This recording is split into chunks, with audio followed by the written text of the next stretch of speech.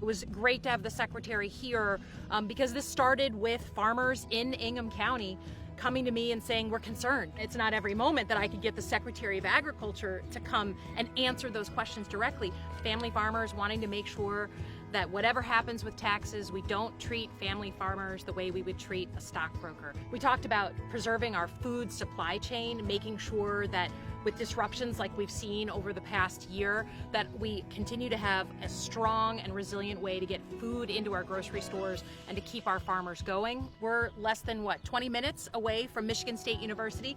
I'm sorry to my Iowan friend, but the best land-grant university in the world. The science that is coming out of MSU is going to directly help our farmers be more climate capable and then get paid for making those investments. The Secretary is our advocate in those conversations at the White House, who's going to look out for our farms. And our farmers are part of our economic security and our national security.